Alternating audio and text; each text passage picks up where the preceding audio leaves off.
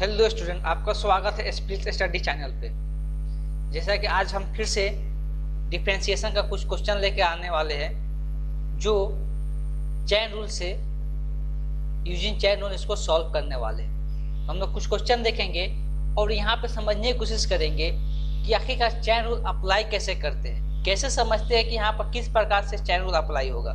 बहुत सारे स्टूडेंट हैं जो कंफ्यूज रहते हैं कि how to apply the chain rule this question. तो ऐसे कुछ सुलझा हुआ सा क्वेश्चन हम लोग लेंगे जो कि समझने में क्या है, मुश्किल है, लेकिन हम उसको समझाने की कोशिश करेंगे कि चैन रूल अप्लाई करके हम लोग कैसे इसका डेरिवेटिव फाइंड आउट कर सकते हैं। चलते हैं कुछ क्वेश्चन हम लोग देखते हैं। इस बात को ध्यान में रखना है कि हम जो भी क्वेश्चन करेंगे ना, उसका हर एक स्टेप का डिटेल एक्सप्लेनेशन यहाँ पे मिलने वाला है। आप तो वीडियो को स्किप ना करें। जिनको अगर किसी टाइप का चैन रूल अप्लाई करने में प्रॉब्लम होता है तो इस वीडियो को जरूर से ध्यान पूर्वक देखें, बिना स्किप किए हुए। लास्ट तक आपको पता चल जाएगा कि अब हम किसी भी क्वेश्चन के लिए चैन रूल अप्लाई कर सकते हैं। देखते हैं कैसे।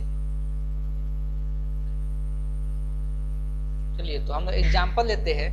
दो एग्जाम्पल हम यहाँ पर लेंगे, उसको दिखाने की कोशिश करते हैं। पहला एग्जाम्पल है कि डेरिवेटिव फाइंड आउट करना है। अगर y इज इक्वल टू दिया हुआ है, फंक्शन दिया हुआ है साइन एक्स स्क्वायर, एक दूसरा दिया हुआ फंक्शन साइन स्क्वायर एक्स। अब दोनों को हम लोग डेरिवेटिव एक साथ हम लोग समझने की कोशिश करते हैं, दोनों को अलग अलग प्लेस से समझने की कोशिश करते हैं। सबसे पहले तो बहुत सारे स्टूडेंट होंगे जिनको ये दोनों फंक्शन में अंतर ही नहीं पता चल रहा होगा। बहुत सारे ऐसे स्टूडेंट होंगे जो दोनों फंक्शन में अंतर ही नहीं पता चल रहा होगा कि दोनों फंक्शन में अंतर क्या है। तो सबसे पहले कुछ हम यहाँ पर एक्सप्लेन करना चाहेंगे और दोनों को अंतर समझाने की कोशिश करेंगे। देखिए, ये है ट्रिगोनोमेट्रिक फंक्शन साइन। अगर यहाँ पे कहीं पर साइन लिखा हुआ है तो इसका कोई मतलब नहीं होता है जब तक इसके साथ इसका एंगल नहीं जुड़ा हुआ रहता है।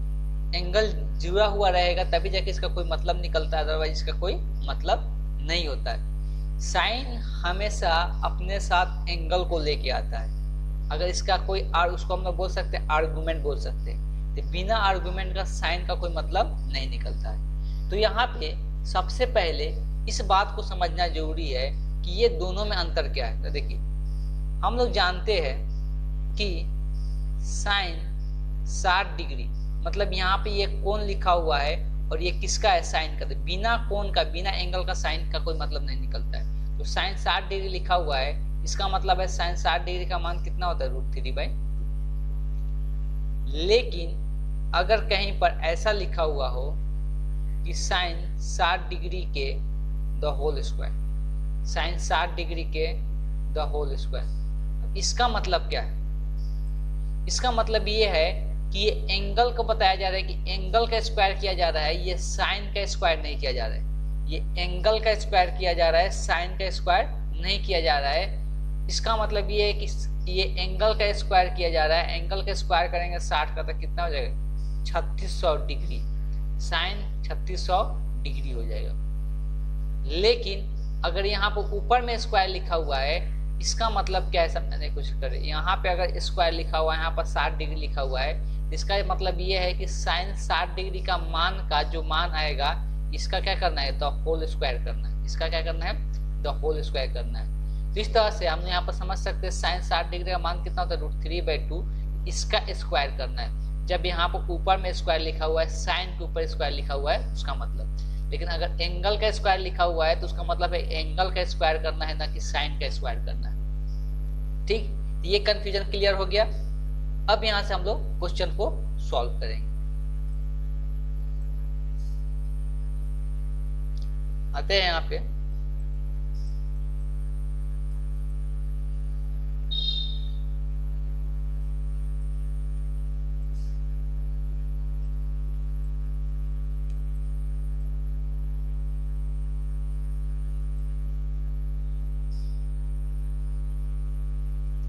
हम लोग क्वेश्चन को सॉल्व करते हैं।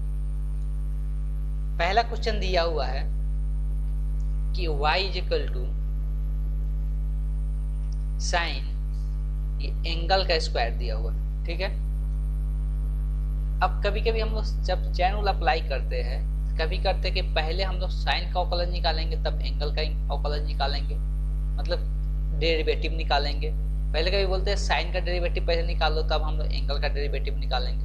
अब देखो डेरिवेटिव का सिंबल क्या होता है, डी बाई हम लोग डी एक्स लिखते हैं, मतलब डेरिवेटिव जो निकालने जा रहे हैं वो किसके रिस्पेक्ट में, एक्स के रिस्पेक्ट में। डेरिवेटिव जो निकालने जा रहे हैं वो किसके रिस्पेक्ट में, एक्स के रिस्पेक्ट में। ऑब्वियस है, हम लोग फॉर्मूला जानते हैं कि D by D X sine x का फॉर्मूला जानते हैं, इसका क्या होता है, कॉस एक्स होता है। लेकिन यहाँ पर एक्स है तो यहाँ पर एक्स के रिस्पेक्ट में निकाल रहे हैं तब इसका डेरिवेटिव क्या होगा, कॉस एक्स होगा, ठीक है, सिंपल है।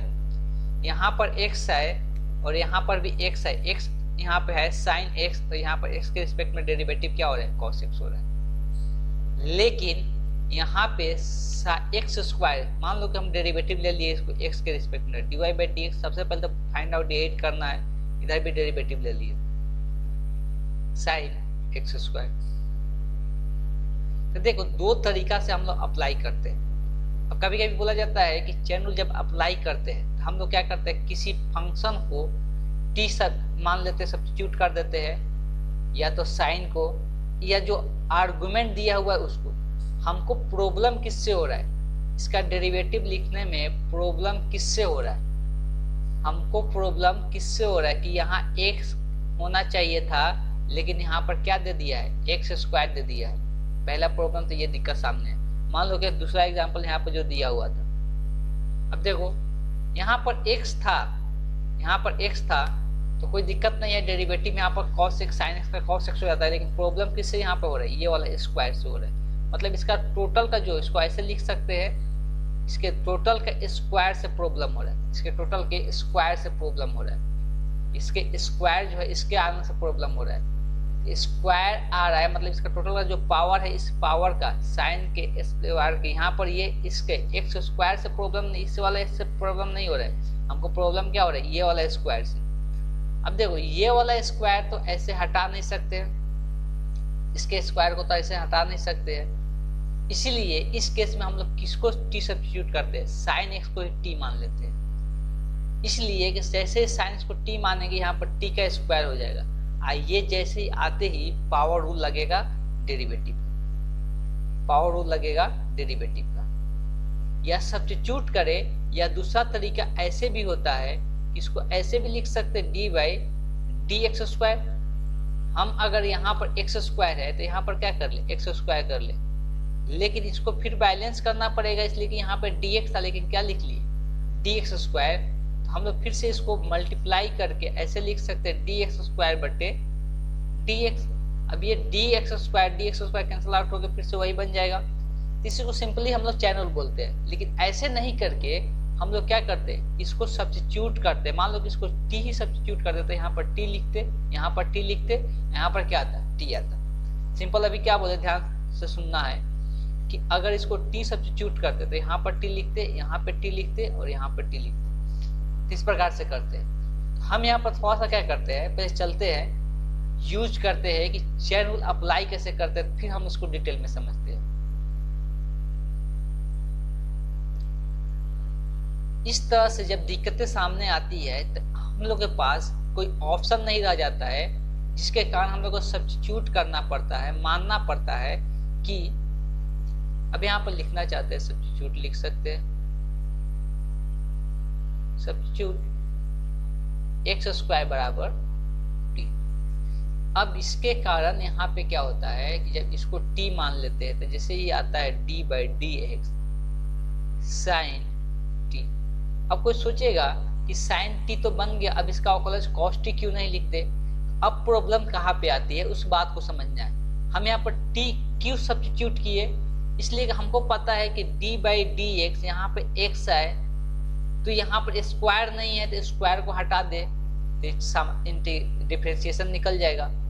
लेकिन प्रॉब्लम फिर से दिक्कत सामने आती है कि टी सब्स्टिट्यूट करते ही हमको यहाँ पर भी रिस्पेक्ट किसके होना चाहिए, डेरिवेटिव किसके रिस्पेक्ट में होना चाहिए, टी के सापेक्ष होना चाहिए, टी के रिस्पेक्ट में होना चाहिए। अब इस प्रॉब्लम के कारण यहाँ पे एक चैन रूल अप्लाई करने का बताया गया कैसे चैन रूल अप्लाई कर सकते हैं। यहाँ बोला गया कि अगर टी है तो नीचे में क्या लिख लो, डी टी, और यहाँ पर क्या लिख सकते हैं, साइन टी। और जब यहाँ पर टी लिए है लेकिन था क्या, dx था, इसलिए यहाँ पर इसको बैलेंस करने के लिए dt बाई dx लिख लेते हैं। इसी को हम लोग बोल देते हैं क्या, ही चैन रूल है। चैन रूल अप्लाई क्यों किए, इसलिए कि मेरे पास ऑप्शन था कि यहाँ पर t तो आ गया लेकिन यहाँ पे t नहीं था। t रहेगा तभी जाके साइन t का जो डेरिवेटिव होगा उसको हम लोग cos t लिख सकते हैं। सिंपल है। और उसको बैलेंस करने के लिए यहाँ पर dt बाई dx लिख लिखे, dx dx क्या हो जाता है, कैंसल आउट हो जाता है। इस तरह से अब साइन टी का डेरिवेटिव हम लोग लिख सकते हैं कि साइन टी का डेरिवेटिव क्या होगा। तो साइन टी का डेरिवेटिव हम लोग यहाँ से अब लिख सकते हैं, इधर वाला केस मिटा देते हैं। अब हमको पता चल चुका है साइन टी का जो डेरिवेटिव होगा वो होता है cos टी। अब यहाँ से लिख सकते हैं cos टी dt बटे dx। अभी डेरिवेटिव समाप्त हुआ क्या, अभी भी डेरिवेटिव साइन यहाँ पे है, तो अभी से डेरिवेटिव अभी कंप्लीट नहीं हुआ है। ये डेरिवेटिव अब तभी कंप्लीट होगा जब हम लोग t का मान क्या करेंगे, फिर से सब्स्टिट्यूट बैक करेंगे, फिर से t का मान यहाँ पर लाएंगे जो माने थे। तो यहाँ पे cos क्या लिख सकते हैं, x square D by D x, और t का मान रख दो यहाँ पे एक्स स्क्वायर। तब यहाँ से डेरिवेटिव निकल के आएगा। अब तो इसका डेरिवेटिव निकल चुका है, अब यहाँ पर एक्स स्क्वायर का डेरिवेटिव निकालना है।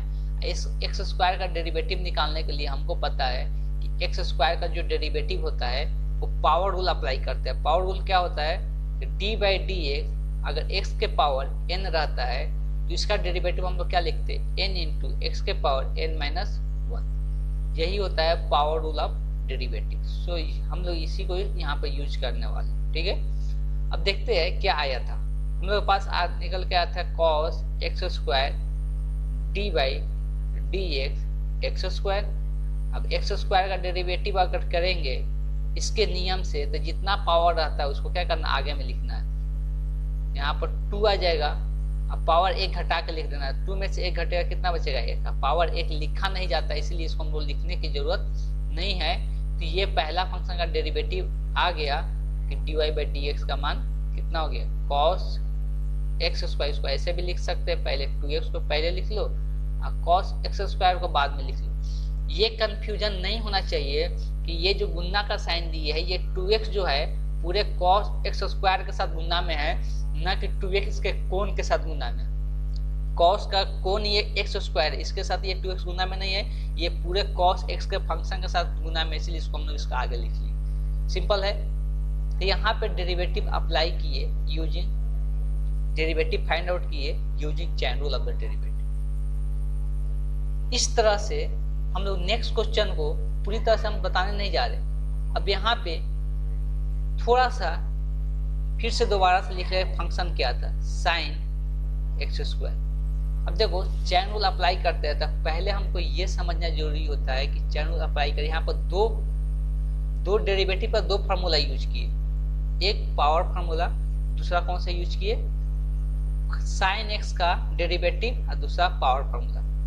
किसको पहले करना है किसको बाद में करना है, इस चीज का समझ कैसे क्रिएट होता है, किसको पहले करना है किसको बाद में करना है, इस चीज का समझ कैसे होता है, इस बात को हम यहाँ पर समझाने जा रहे हैं। मेरा मकसद है कि हम लोग चैन रूल अप्लाई कैसे करते उसको सिखाना। मेरा मकसद ये नहीं है कि क्वेश्चन का सोल्यूशन दे देना, सिंपल चीज है।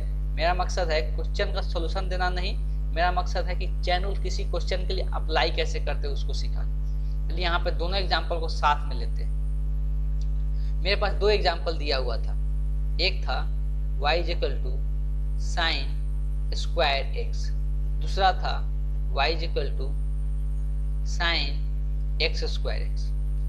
देखो चैन रूल हम लोग डायरेक्ट अप्लाई कर सकते हैं, उसके लिए हम लोग को इतना मानने की जरूरत नहीं है। अगर हम ऑब्जेक्टिव क्वेश्चन देता है डायरेक्ट अप्लाई कर सकते हैं, लेकिन ये दोनों केस में 2 फार्मूला यूज हो रहा है। एक तो फार्मूला यूज हो रहा है, फिर से लिख देते हैं साइन एक्स का, ये हो गया cos एक्स, और दूसरा फार्मूला यूज हो रहा है पावर का।